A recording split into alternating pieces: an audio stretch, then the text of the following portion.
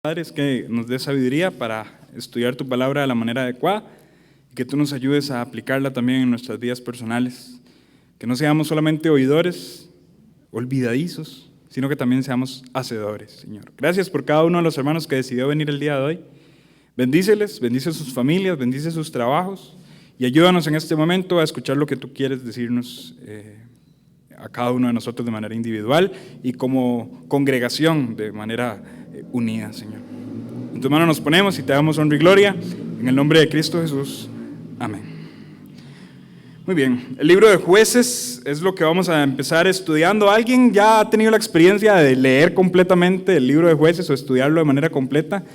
Es un libro de los favoritos del Antiguo Testamento. Tenemos también que reconocer que es uno de los libros más trágicos del Antiguo Testamento, uno de los libros más tristes del Antiguo Testamento, uno de aquellos libros que se aprovechan incluso los ateos y algunas personas para decir por qué un Dios bueno hace esto y aquello, ¿verdad? Y se aprovechan mucho de algunos elementos que se mencionan dentro del libro de Jueces. Es un libro sumamente triste, es un libro sumamente trágico.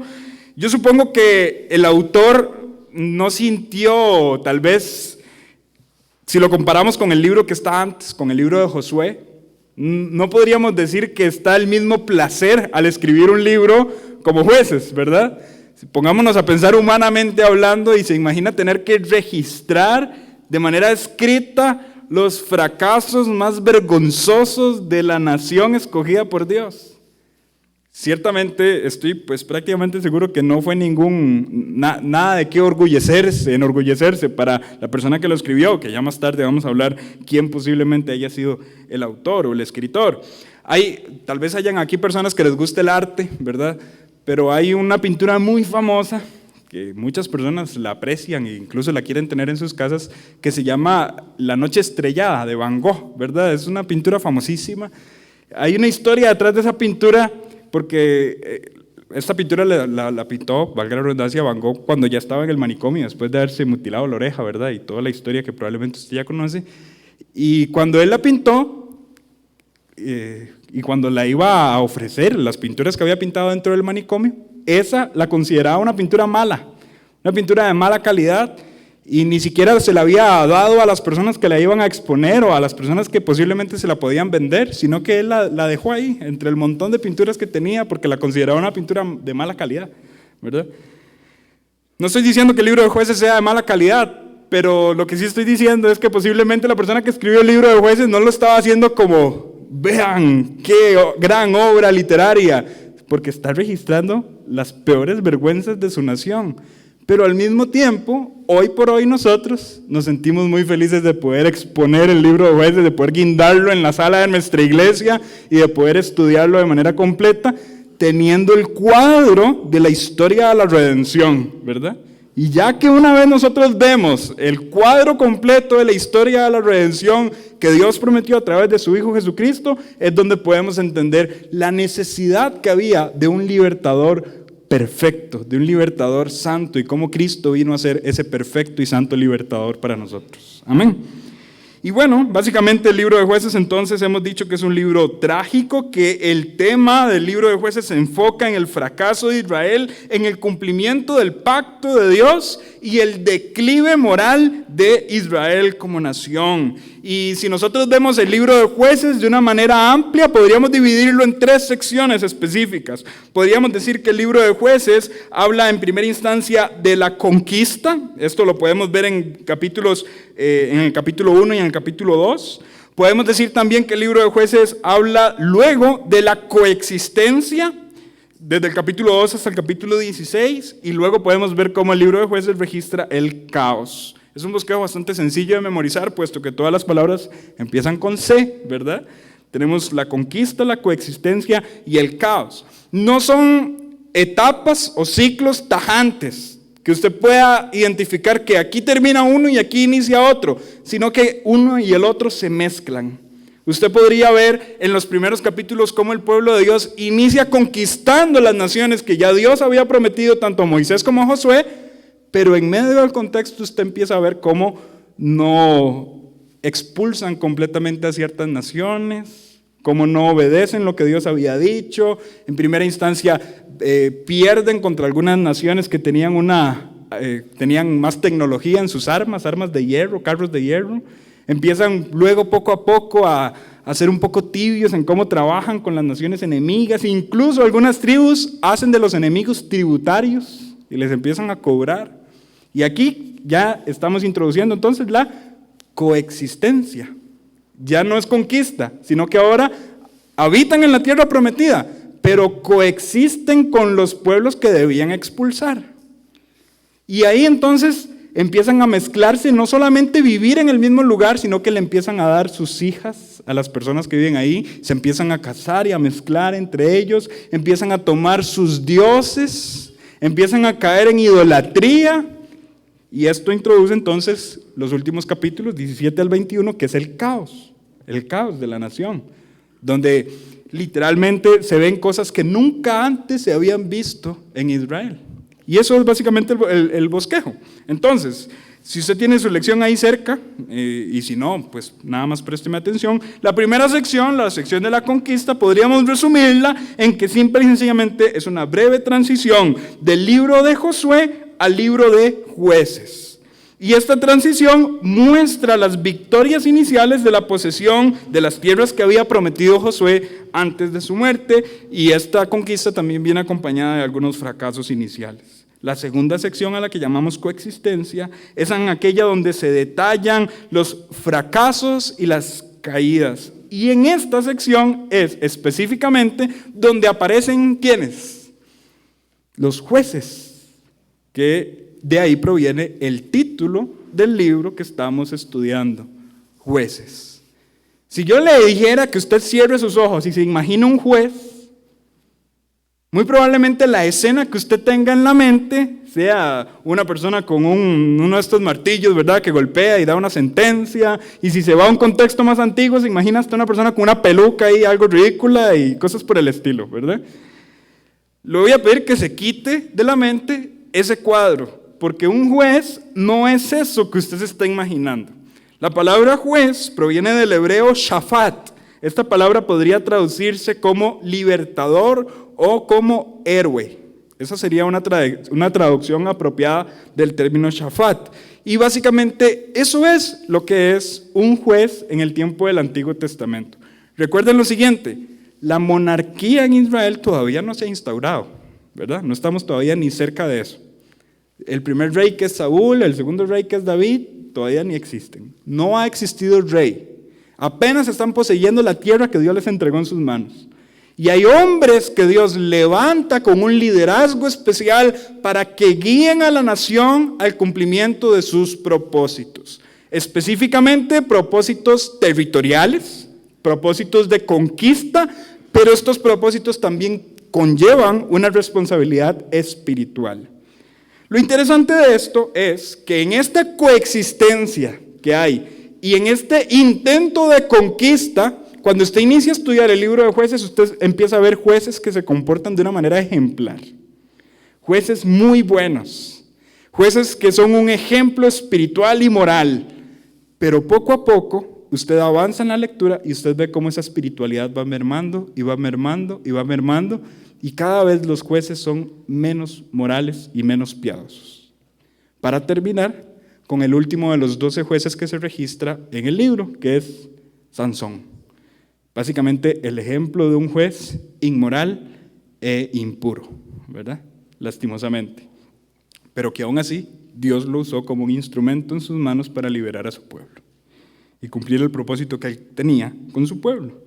Entonces, lo que nosotros vemos en esta sección que llamamos coexistencia, le podríamos llamar una espiral repetitiva, que en lo que consiste es que ellos estaban siendo afligidos por el pueblo opresor, Dios levantaba a un juez, y por medio de ese juez ellos se arrepentían de sus pecados. Luego la espiral continúa donde ellos tienen paz, y teniendo paz caen en idolatría. Y teniendo idolatría, vuelven a ser oprimidos por los opresores. Y el ciclo se repite, y se repite, y se repite. Las personas por un tiempo son obedientes al pacto de Dios, por otro tiempo se alejan del pacto de Dios. cuando nosotros leemos Jueces, sería muy fácil decepcionarnos del pueblo de Israel y decir, qué bárbaros. Y empezar a odiar a los israelitas y decir, qué tercos que son, qué malos que son. Pero en esta lección introductoria que estamos teniendo, mi principal consejo es el siguiente: observe el libro de Jueces como un espejo de la naturaleza humana. Porque lamentablemente así somos los seres humanos. Cuando tenemos paz, nos buscamos otro Dios a quien adorar. Por buscar la idolatría, viene la tragedia a nuestra vida. Cuando viene la tragedia y Dios levanta a un siervo para que nos predique la verdad, nos arrepentimos y buscamos al Señor. Pero cuidado, porque luego que encontremos aquella paz que anhelábamos, volvemos a caer de nuevo en la idolatría y el ciclo puede llegar a repetirse y repetirse si no ponemos los ojos en el Señor. Tenemos que poner los ojos en Cristo Jesús, que es el libertador perfecto. Y bueno, como les dije también anteriormente, la última sección del libro, a la que llamamos Caos, de capítulo 17 a capítulo 21, es la sección donde se muestra eso, el caos nacional, en el que el pueblo se ha moldeado a las tradiciones idólatras de los pueblos más cercanos. Y ahí, básicamente, hay una frase que resume lo que sucede. Y la frase se repite en esos capítulos constantemente y dice: cada quien hacía lo que bien le parecía. Es una frase que se repite constantemente en esos últimos capítulos y que ejemplifica el caos. Caos que lleva a la sociedad israelita a experimentar y a observar delitos que nunca antes habían visto. Un cuerpo de una mujer violada y desmembrada en 12 partes repartida en cada una de las 12 tribus de Israel. ¿Se imaginan? Obviamente, eso es como el clímax de la depravación. Las personas están completamente indignadas de lo que sucedió. Eso es algo que no se había visto nunca antes en el Antiguo Testamento. Hasta ese momento hemos visto a un hermano matar a su compañero, a su hermano, oiga la redundancia. Lo hemos visto, sí. Hemos visto cómo la nación ha caído en un declive moral. Hemos visto personas embriagándose y sus hijos viendo su desnudez. Hemos visto un montón de cosas, pero no se había visto hasta ese momento el declive o el descenso moral como se ve en los últimos capítulos del libro de Jueces. Tanto así que la nación queda impactada de lo sucedido y que dicen, tenemos que hablar y tenemos que hacer algo. Y entonces el final del libro de Jueces introduce la siguiente etapa del pueblo de Israel. Básicamente el libro de Jueces es un puente entre la conquista y la monarquía. ¿Sí? Y en esta monarquía es donde usted puede ver esta frase que les acabo de decir: cada quien hacía lo que bien le parecía. ¿Cómo la introduce el autor? Diciendo: en aquellos días no había rey en Israel y cada quien hacía lo que bien le parecía. Entonces lo que el autor sugiere es que cuando haya rey en Israel, las cosas van a estar en orden, ¿verdad? Ciertamente eso se introduce parcialmente con el reino de David, pero cabalmente se cumple a través de Jesucristo, que es el Rey de Reyes y Señor de Señores. La Escritura le proclama como el príncipe de paz, una paz eterna y duradera. Un libertador que no solamente se enfoca en los asuntos territoriales, sino que más aún regenera y restaura el corazón humano y ataca el problema desde su raíz, desde el corazón del hombre. Ese es Cristo, el verdadero libertador. Y de esa manera es como nosotros podríamos ver panorámicamente el libro de Jueces. Luego podríamos preguntarnos acerca de algunas generalidades del libro. Alguien podría decir, ¿cuándo fue escrito? Bueno, por razones obvias podríamos decir que la fecha de escritura tiene que haber sido después de la muerte de Josué. Acompáñeme un momento a Jueces capítulo 1. Jueces capítulo 1. Jueces capítulo 1. Una pequeña aclaración, estamos en un estudio expositivo de Jueces y hoy casi no vamos a tocar Jueces, ¿verdad? Ya les voy a explicar por qué. Pero lo que vamos a tocar de Jueces hoy y un poquito más tarde es la siguiente oración. Dice: aconteció después de la muerte de Josué. Hasta ahí llegamos. La próxima semana vamos a seguir con lo demás. Pero esto ya nos da el contexto de la fecha. ¿Sí? Aconteció después de la muerte de Josué. Y ahí entonces tenemos una noción de cuándo fue escrito el libro de Jueces, después de la muerte de Josué. Pero también tenemos que el libro de Jueces, al final de sus capítulos, registra una guerra civil, ¿verdad? Entonces, claramente, el libro de Jueces tuvo que haber sido escrito después de la muerte de Josué y después de la guerra civil que ocurrió, y en la que se vieron involucrados los benjaminitas, que en su momento vamos a llegar a estudiar esa porción, y eventualmente podríamos decir que muy probablemente el autor vivió durante la monarquía, por la frase que les dije hace un momento. Cuando él dice, en aquellos días no había rey en Israel, esa frase que sugiere que en los días que el autor está escribiendo, sí hay rey en Israel. Ahora, no tenemos claramente, explícitamente, quién es el autor. No nos dice el libro en ningún momento. Algunas personas se sienten cómodos en afirmar que Samuel es el autor del libro de Jueces, y tiene cierto sentido, porque Samuel tiene un contexto tanto del periodo de los jueces como del periodo de la monarquía, ¿verdad? Porque precisamente Samuel vio a Saúl y vio a David, ¿verdad? Entonces, tiene sentido que Samuel haya sido la persona que haya dicho, en aquellos tiempos no había rey en Israel y cada quien hacía lo que bien le parecía, porque estuvo vivo en ese tiempo y porque también estuvo vivo durante la monarquía. El libro de Jueces registra la historia de 12 jueces, pero a la luz de la historia general, nosotros tenemos o podríamos hablar de 14 jueces, 2 de los cuales no se mencionan en el libro de Jueces. ¿Alguien podría decirme quiénes son esos 2? Uno ya se lo soplé, ¿verdad? Samuel es considerado pues como un juez. ¿Y el otro? ¿Quién estaba antes de Samuel? Elí, ¿verdad? Y nosotros seguimos viendo el mismo patrón hasta Samuel. ¿Por qué? Porque en Elí también vemos un declive moral, también vemos que sus decisiones no son tan apropiadas y un montón de cosas. Lo mismo que hemos visto en los jueces que se registran en el libro de Jueces.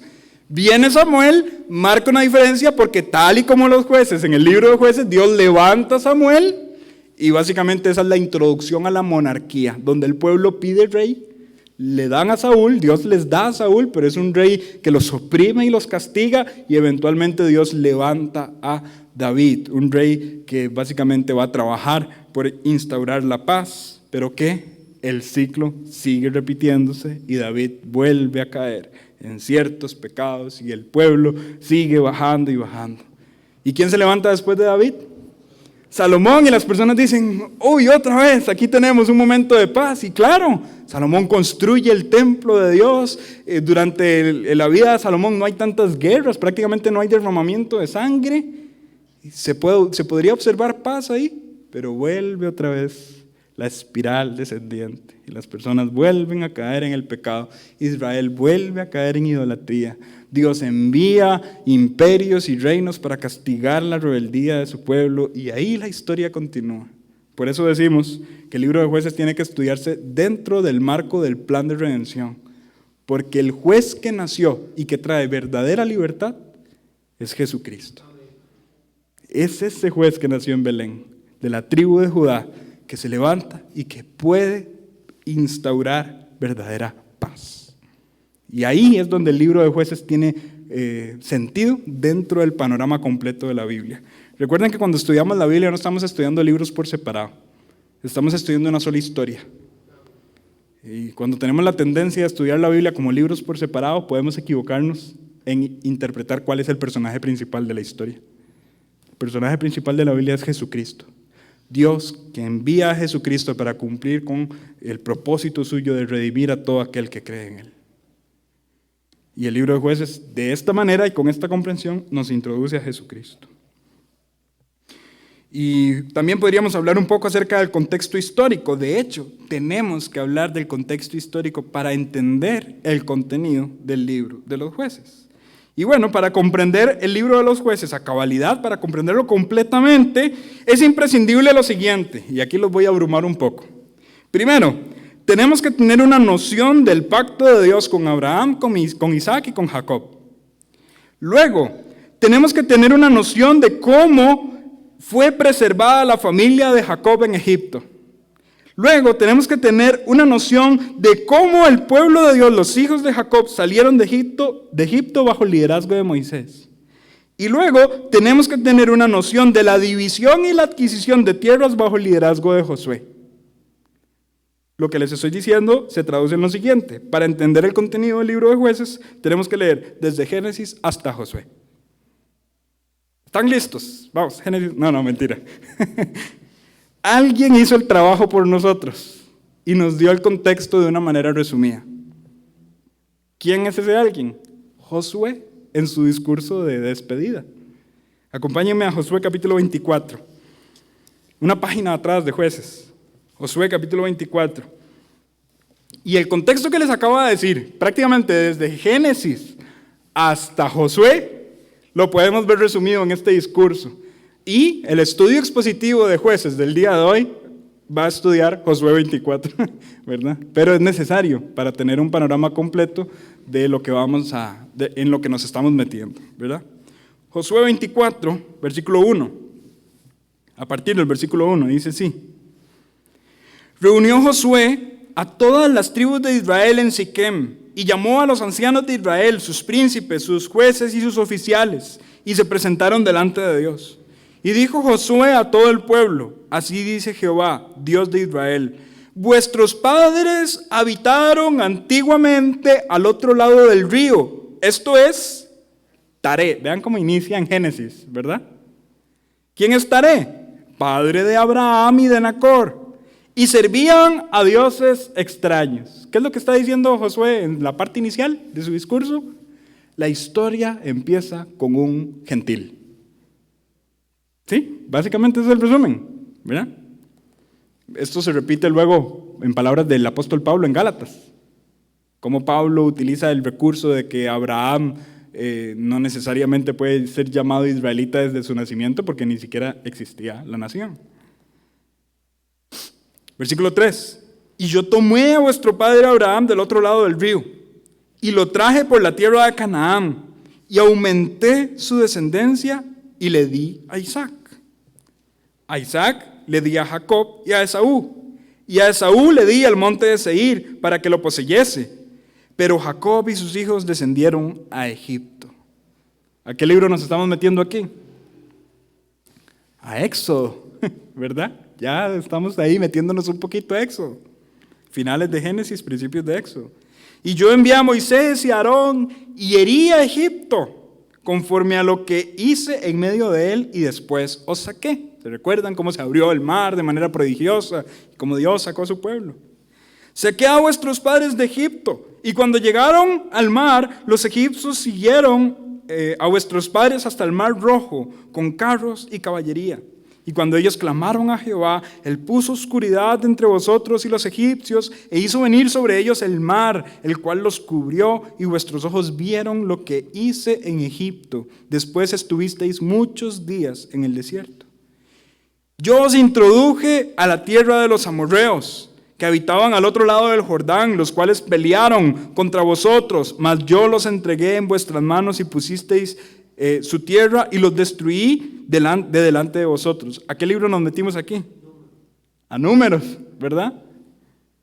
Después se levantó Balac, hijo de Zippor, rey de los moabitas, y peleó contra Israel y envió a llamar a Balaam, hijo de Beor, para que os maldijese. Mas yo no quise escuchar a Balaam, por lo cual os bendijo repetidamente y os libré de sus manos. Pasasteis el Jordán y vinisteis a Jericó. ¿Se recuerdan la historia de la toma de Jericó? ¿En qué libro se menciona? En Josué. Y notan cómo ya hemos pasado en 10 versículos todo el Pentateuco prácticamente, ¿verdad? Dice: y los moradores de Jericó pelearon contra vosotros, los amorreos, fereceos, cananeos, heteos, gergeseos, heveos y jebuseos, y yo los entregué en vuestras manos. Y envié delante de vosotros tábanos, los cuales los arrojaron de delante de vosotros, esto es, a los 2 reyes de los amorreos, no con tu espada, ni con tu arco.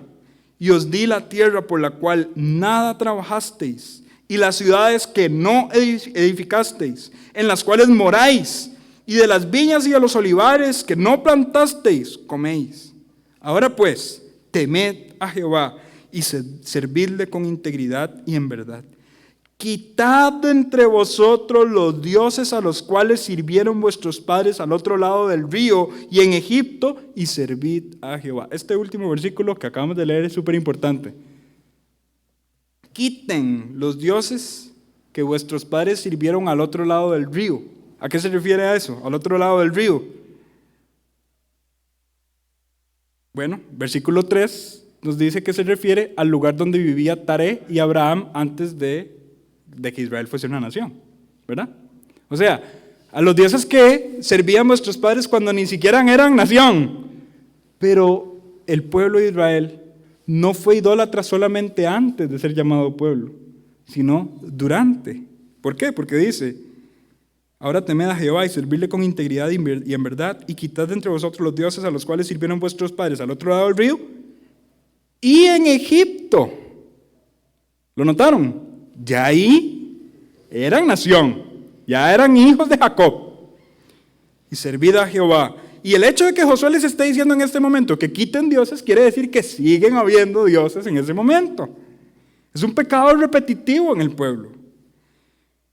Josué dice estas palabras que probablemente usted se sepa de memoria en el versículo 15. Y si mal os parece servid a Jehová, escogeos hoy a quién sirváis.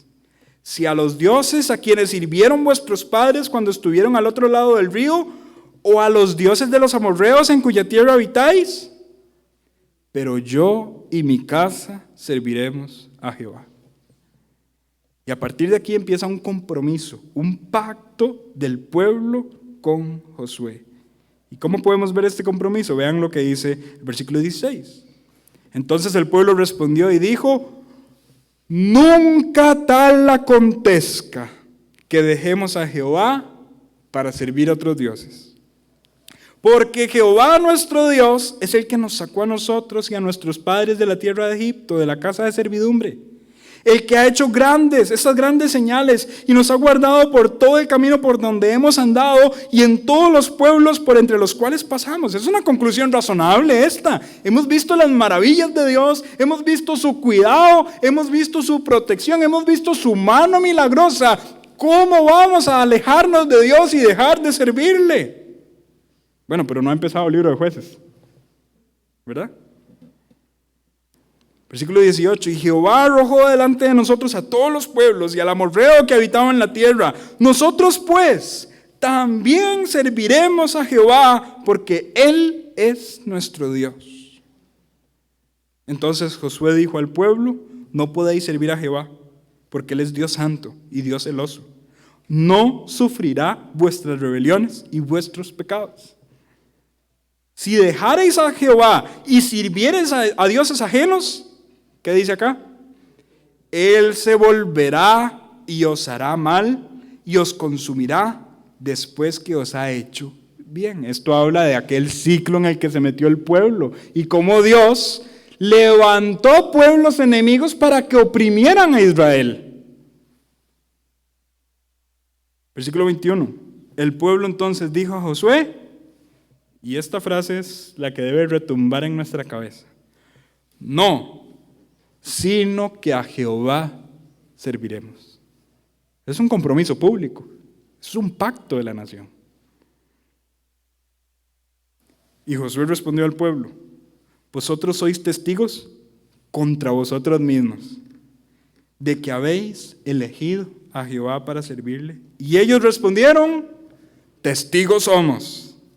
Quitad pues ahora los dioses ajenos que están entre vosotros e inclinad vuestro corazón a Jehová, Dios de Israel. Y el pueblo respondió a Josué: a Jehová nuestro Dios serviremos y a su voz obedeceremos.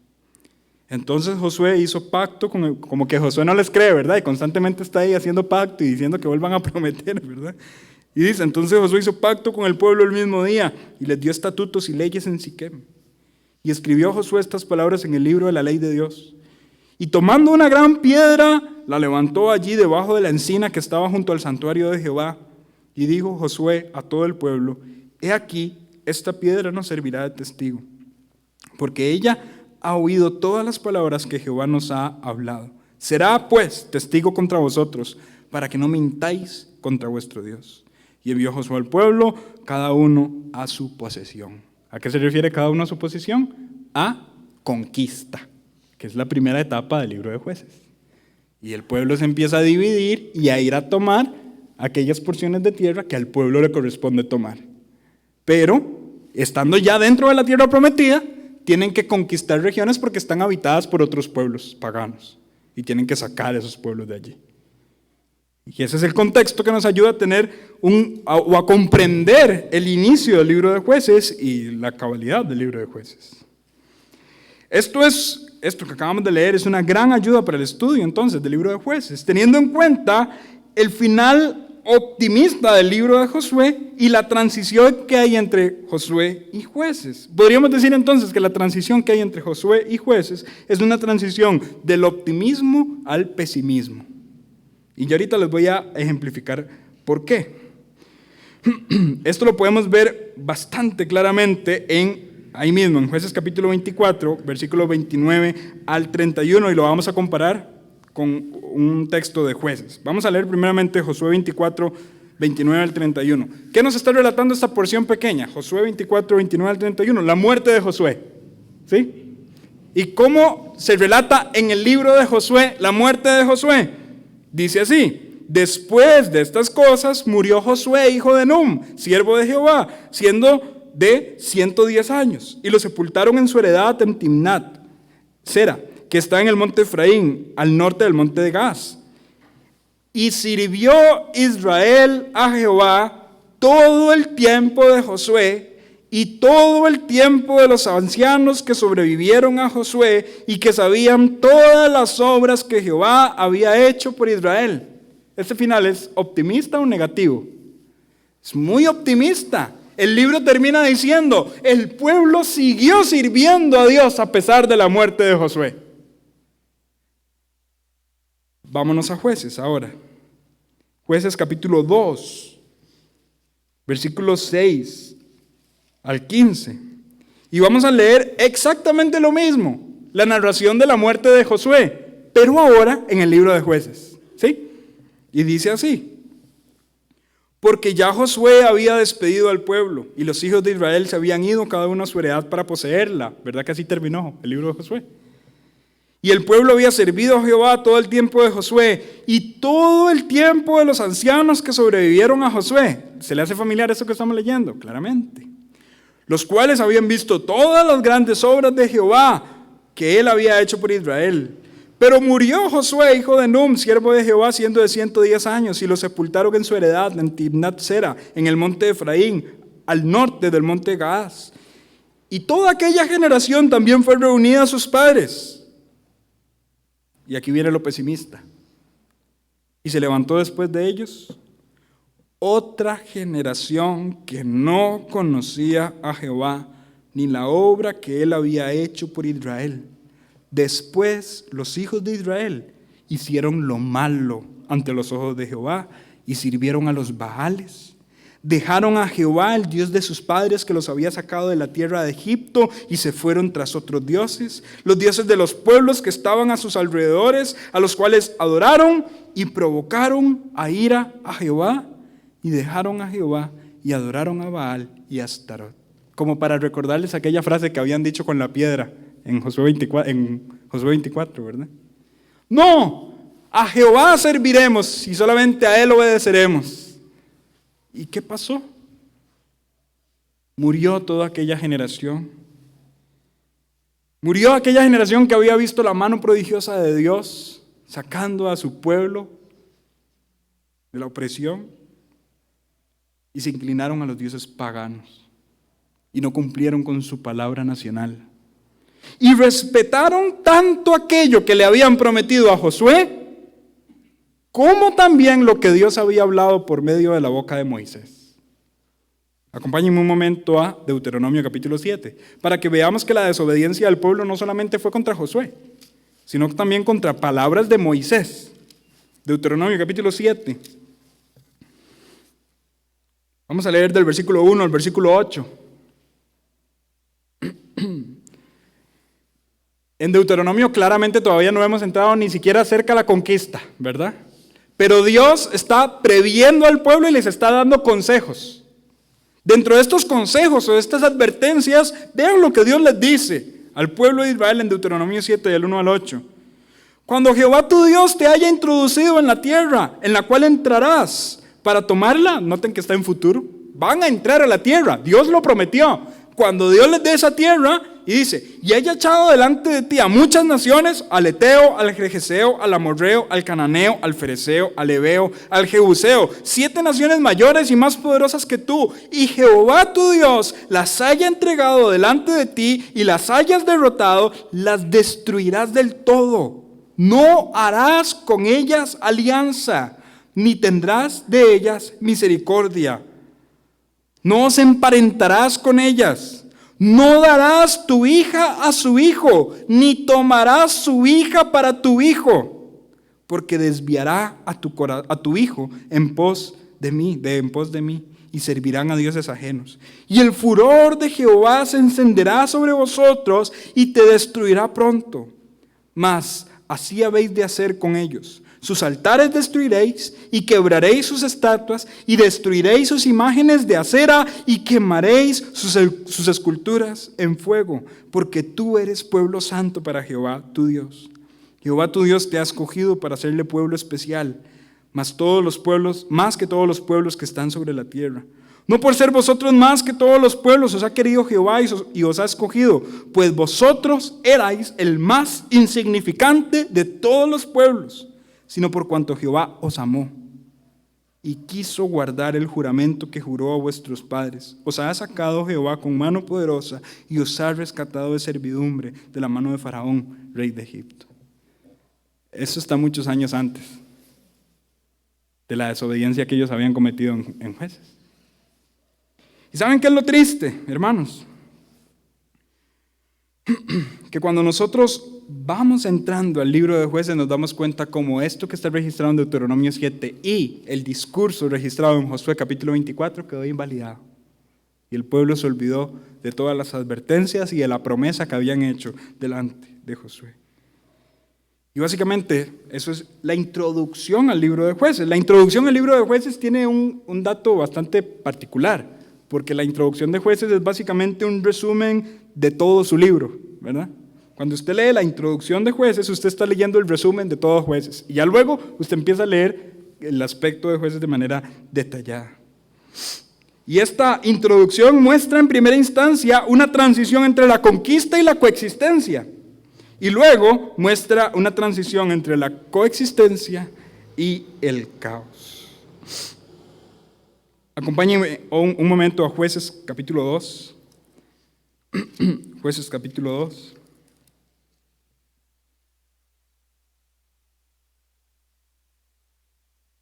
Y vamos a ver cómo termina. Jueces capítulo 3. Y vamos a ver cómo termina la introducción del libro de Jueces. No saque de su mente las palabras que acabamos de leer en Josué 24 y en Deuteronomio 7. ¿Sí? Y teniendo esas palabras en su mente, vamos a leer cómo termina la introducción del libro de Jueces. Jueces 3, versículos 5 y versículo 6. Dice así. Así los hijos de Israel habitaban entre los cananeos, eteos, amorreos, fereceos, heveos y jebuseos.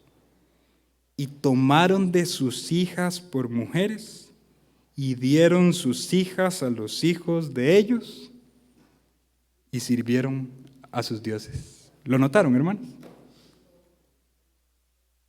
Todo lo contrario a lo que Dios había dicho tanto en Deuteronomio como en Josué. Y de eso trata el libro de Jueces. Ya a partir de aquí, capítulo 3, versículo 7, ya empieza el desarrollo del libro, ya termina la introducción. Y en el desarrollo lo que vemos es cómo Dios les levanta un libertador para sacarlos de esa opresión, porque viven en medio de pueblos enemigos, cómo hay paz repentina por medio de este libertador, pero luego cuando vuelven a tener paz, vuelven a caer en la idolatría, vuelven a cometer hechos vergonzosos y se repite el ciclo en el cual Dios los castiga para que ellos se arrepientan.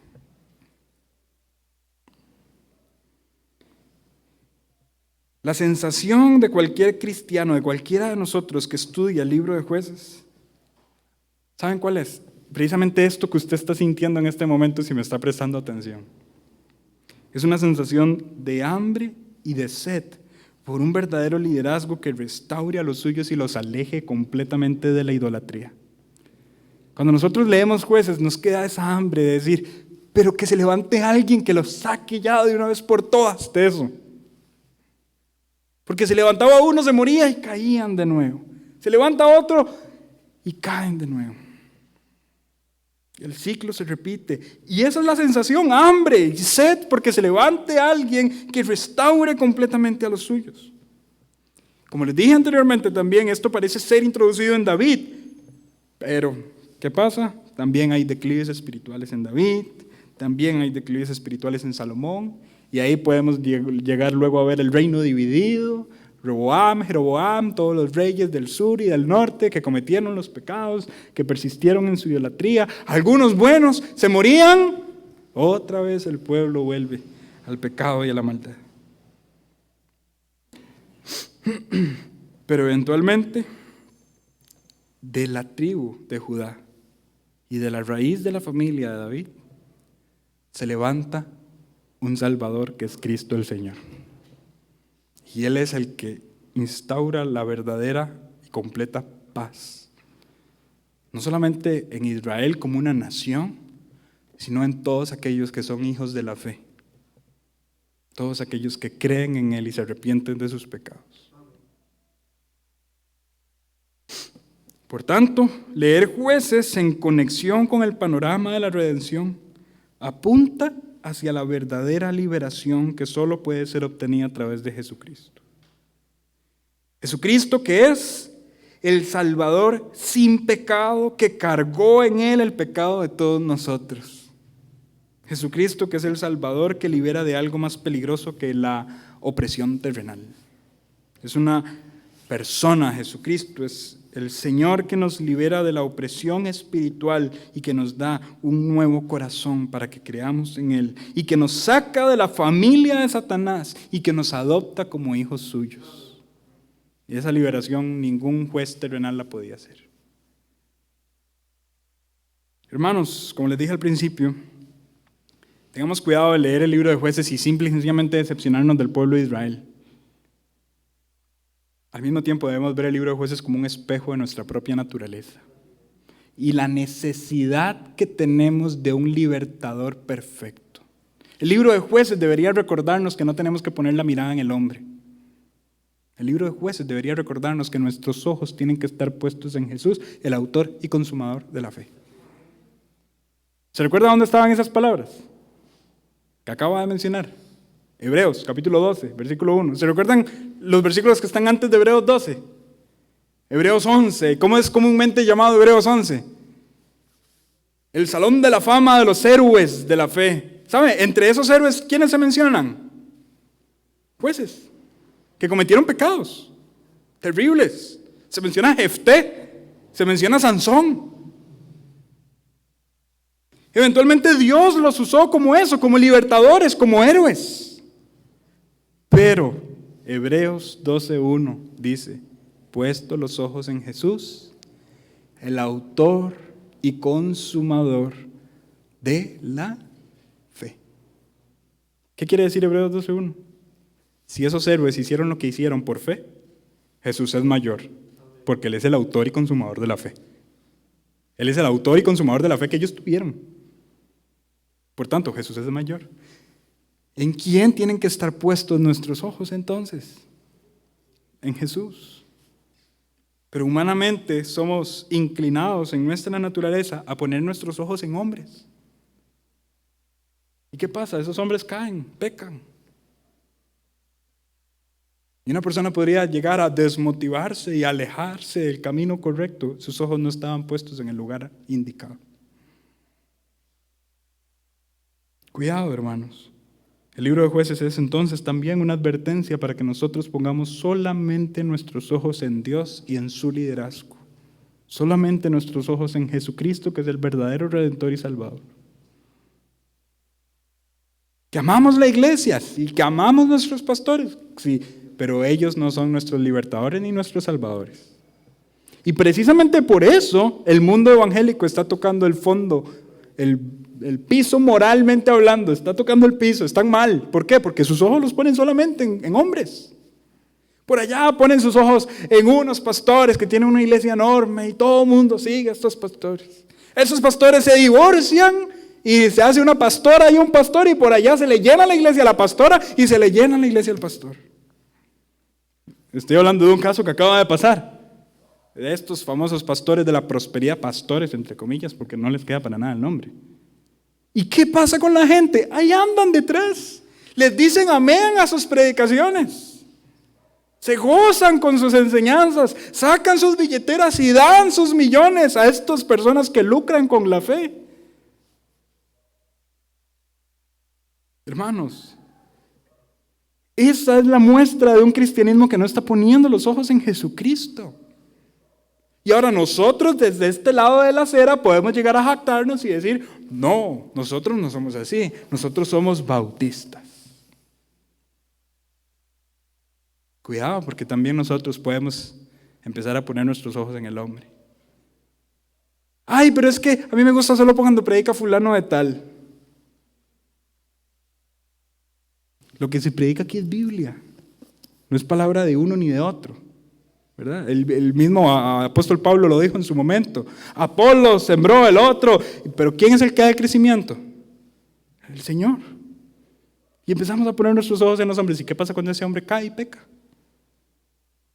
Cuidado, hermanos.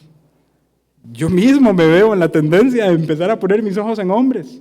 Y empezamos a ver en internet de esos teólogos que predican como nunca antes nosotros hemos visto una predicación en nuestro país. ¡Wow! ¡Qué grandes que son! Bueno, semanas anteriores se está destapando un caso de una persona, un apologista grandísimo en la historia, ¿verdad? Un aporte enorme a la apologética cristiana. Y ahora aparecen unos casos que aparentemente vinculados con abuso sexual. ¿Y qué debo hacer yo? Voy a desligarme del cristianismo porque este hombre está cometiendo estas depravaciones. Mis ojos no están puestos en él. Mis ojos están puestos en Jesucristo, el autor y consumador de la fe. Quien levantó la verdadera liberación para sus hijos. La liberación de la opresión del pecado y el castigo eterno. Y bueno, básicamente de eso habla el libro de Jueces, hermanos. Ahí tiene su lección escrita para que usted la siga repasando. Y la meta es ir avanzando en el libro de Jueces. Hoy solamente leímos prácticamente el versículo 1, la primera línea y algunos versículos de capítulo 2 y capítulo 3, solamente para repasar un poco, para introducir un poco. Pero ya la próxima semana vamos a empezar con la primera sección.